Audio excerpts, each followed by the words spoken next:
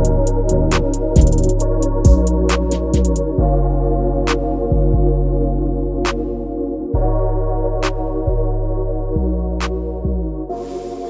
y'all, welcome back to the Joseph Kryszyn podcast. Man, it's been a minute.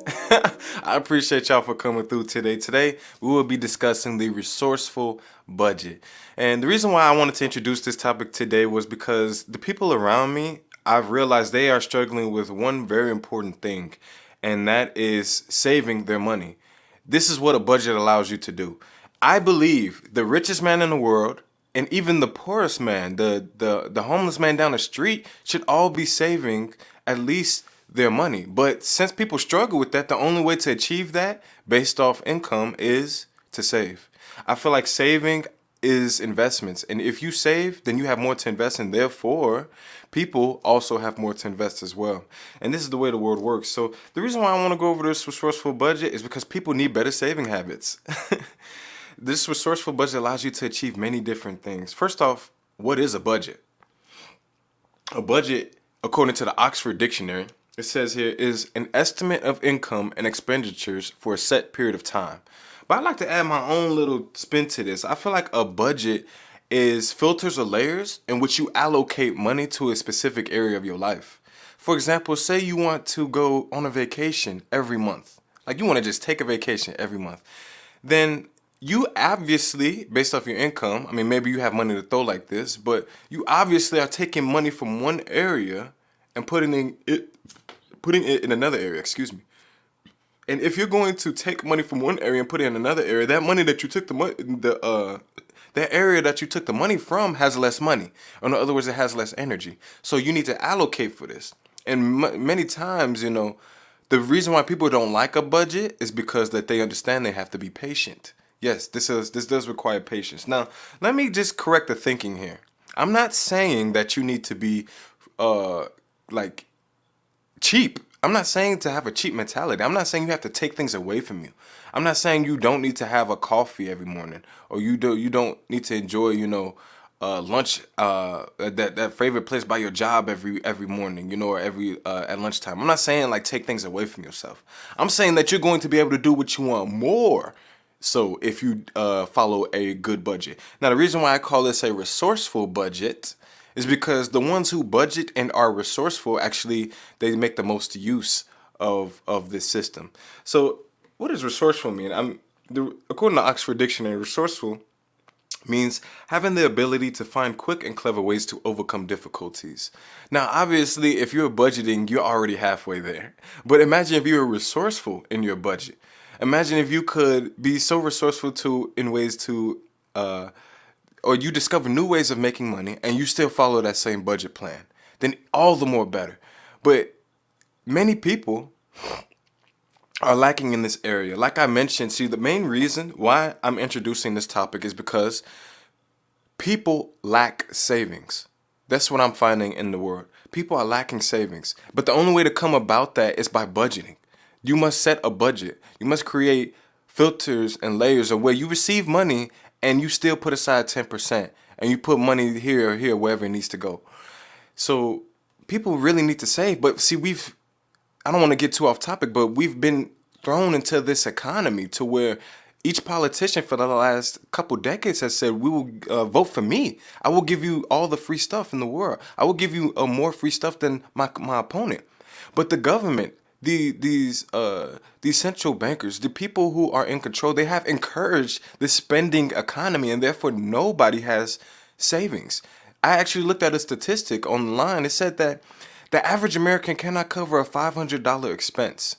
That's pathetic. If you can't cover a $500 expense, I mean, think about how often those expenses come by.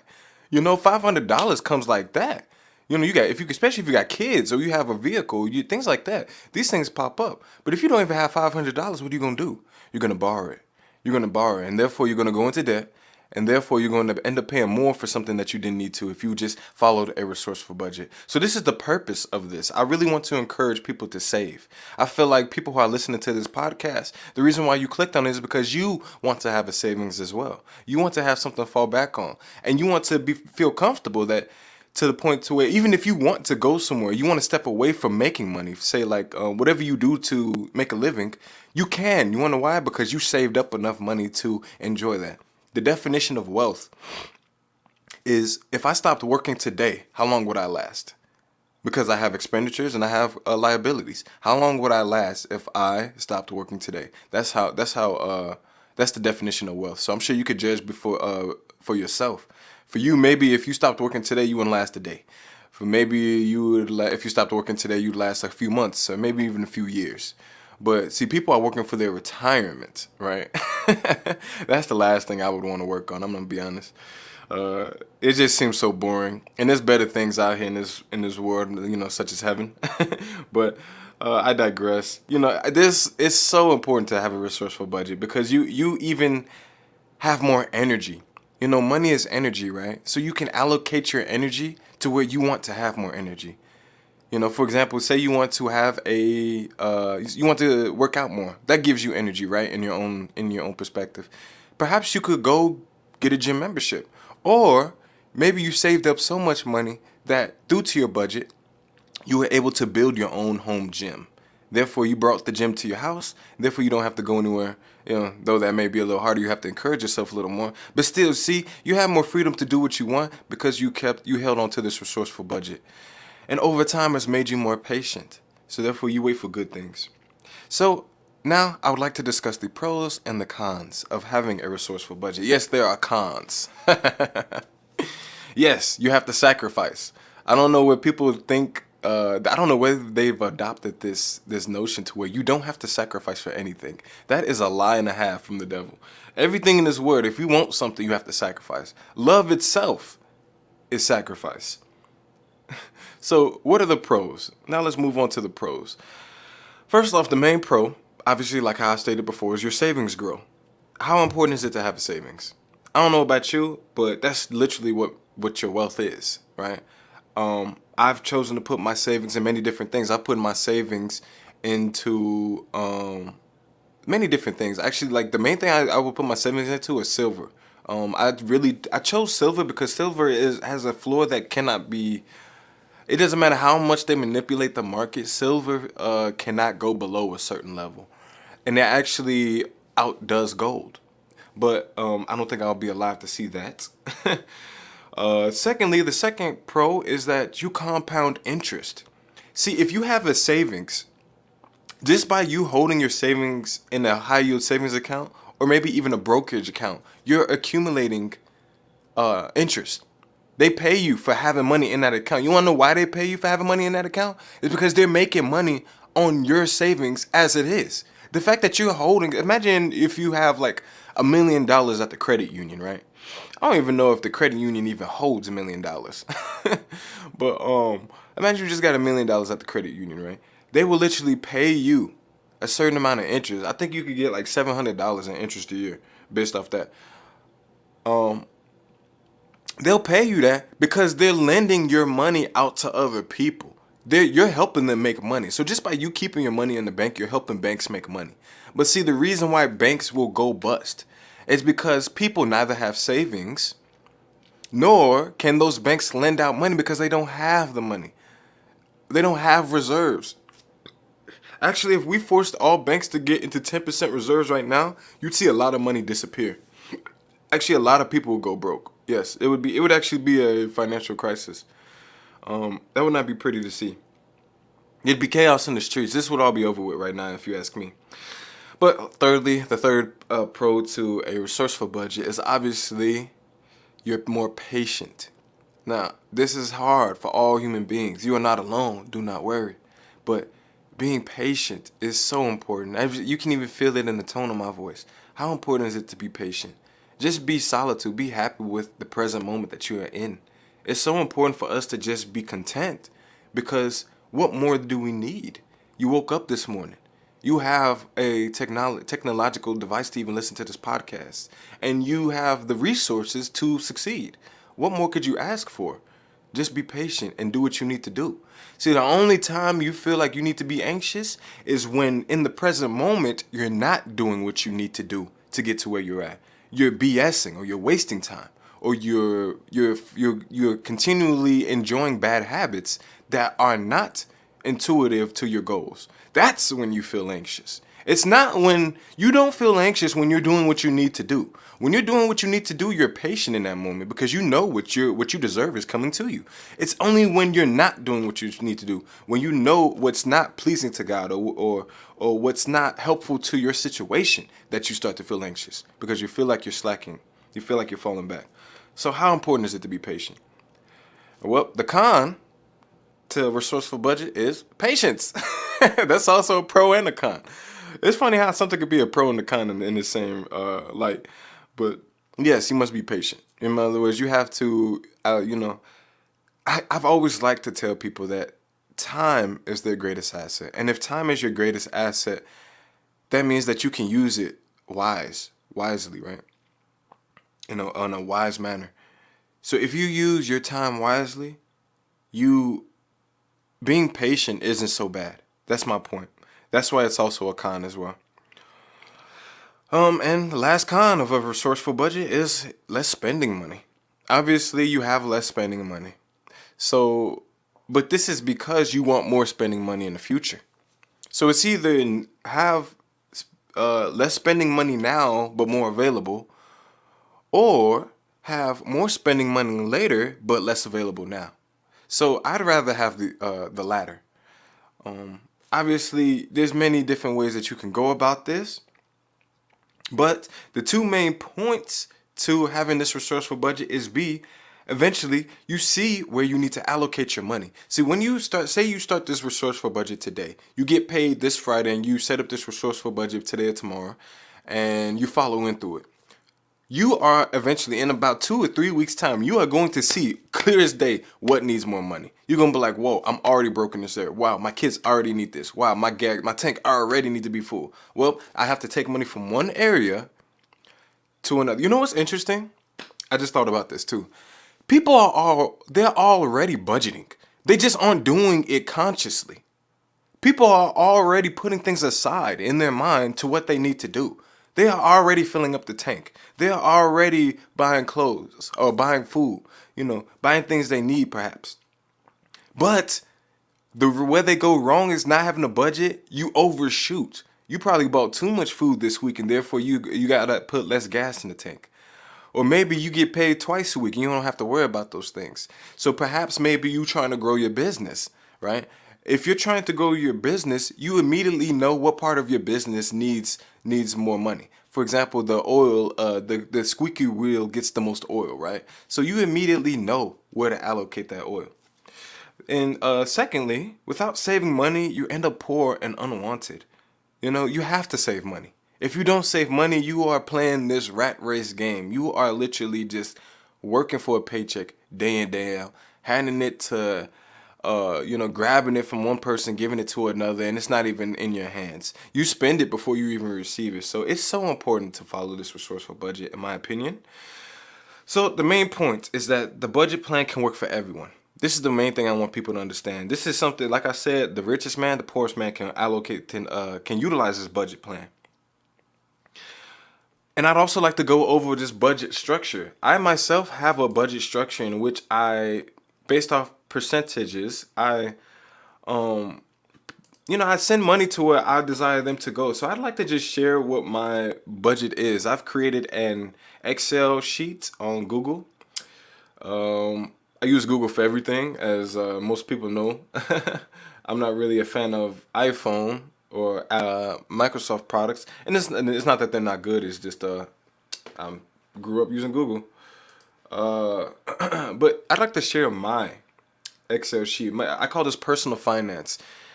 So first off, I put my total income at the top, obviously, and then I put in one column percentages, in another column the subject area. So the subject areas I have are as follows. I have transportation, food, apparel, influence, personal, debts, tithes, offering, silver, and gold. Okay? So I have these as the top right now. I can go into details of why each of these need this specific thing, but I would just go over the main ones that may stand out to you. First off, tithes and offering. Um, I'm paying rent to live here. Everything that I've received was given to me. I woke up this morning effortlessly. The air in the sky, the water I drink, everything has been handed. My very soul, the flesh that I'm in, everything has been handed to me. If I hurt myself, I heal naturally. I obviously need to pay tithes. If I don't, that's robbing God, according to the Word of God. And offering, because that shows my heart. That shows what's in my heart. I actually would like to increase that. So I'm going to up that a couple percentages. So because that's the way I'm feeling, right? Also, apparel is in one of the subjects. I personally believe that has a psychological effect on us humans, as strong as we are. But if you put on new clothes, you do feel a little more confident. You do. Wearing the same clothes. I don't know how long you've been wearing that same suit, or how long you've been wearing them same jeans, or how long they are. But I think if they're about a year and a half or 2 years old, it's time to get some new ones. Yeah, shoes. Me personally, I run through shoes every 6 months because they become busted at that point. So if you aren't going to buy shoes every 6 months, at least give yourself a break by the time the year comes. Like, you should at least be buying a new pair of shoes every year. Come on now. You are not that poor. Influence. As you heard, influence was one of these subjects. Influence is simply influence, exactly how it is. I allocate money and I don't touch this word influence. Influence is something that I have that just allows me to be influential in people's lives. So I don't touch that money. I literally don't touch that money. That is like a separate savings bank account I do not even touch, because I want to be influential, right? I want that to be like my net worth. When you look up on Google, it says, blah, blah, blah's net worth. Why? Because I allocated for influence. I think that should be, silver and gold was also a subject. The reason why I chose silver and gold is because that's insurance. We are in this spending economy, and America does not produce anything for itself. So by the time all these dollars come back to the U.S., we're going to experience hyperinflation. This is bound to happen, and that's when the world will end. But the reason why I invest in silver and gold, I mean, even Zechariah says that neither their silver nor their gold will save them in the day of the Lord's wrath. So I don't put a whole bunch of money towards this. I actually just sold a whole bunch of silver because I wanted to use money for business investment, my jewelry company. But I only put 10%. No, not even. Oh, right now I'm allocating nothing for the time being, but I normally just put 10% towards this, and that's 10% of my income. So imagine how much silver I'm actually buying. It's not much, but I still buy silver and gold. I feel like it's really important. It's insurance. It doesn't go below its threshold. Silver has not gone below this certain threshold, and it supersedes gold. During recessions at a certain point, it's like the tail end. It just does a tail whip, and it just blows up. But you can look at the history of silver and gold. Perfect bull markets. They have just done nothing but gone up. Silver, maybe that's questionable, but still, it's perfect for insurance if you ask me. These are things that people are going to revert to when they're looking for sound money. When they find out, when everybody comes to the agreement that paper currency was nothing more than just paper, they're going to revert back to what has been man's money, or I guess you could say God's money, but I don't really speak like how men do. They're going to revert back to that regardless. And the Bible also says so. So now that I have gone over the budget structure, I'd like to just point out really quickly, now that we're heading towards the conclusion of this podcast, what do you value? This is very important. I think everybody, before they even begin starting something new, they should get a piece of paper, right at the top, what do I value? And start listing your things, right? Because these are things that you care about. And when the things that you care about are not being taken care of the way they should be, then you'll be unhappy. Then you'll feel like life is meaningless and purposeless. And oftentimes it is, it can be that way. But God has given us a profound gift to have a choice to say yes and no to things. Like, you don't have to work at that job that you're working at. You know what I'm saying? For example, or you don't have to deal with a certain person if you don't want to. If somebody in your family give you a hard time, cut them off. You know what I'm saying? Like, see, I'm just saying, it's important that you understand what you value, because if you understand what you value, when things come up against that, it ain't gonna matter. You're gonna push that to the side like it was nothing. I'm sorry, like, oh, if somebody comes to your face trying to sell you something, it's like, nah, get out my way. I'm actually headed somewhere. You know what I'm saying? Or somebody trying to give you a hard time, I'm sorry, I don't have time for that because I value this. So it's very, very important to understand what you value. So it's sad, but some people don't even know what they care about in life. That's the sad truth of it. And lastly, I'd like to just point out that money is energy. You can extend your life experiences just by you being more frugal with your money. Actually, Benjamin Franklin said this best.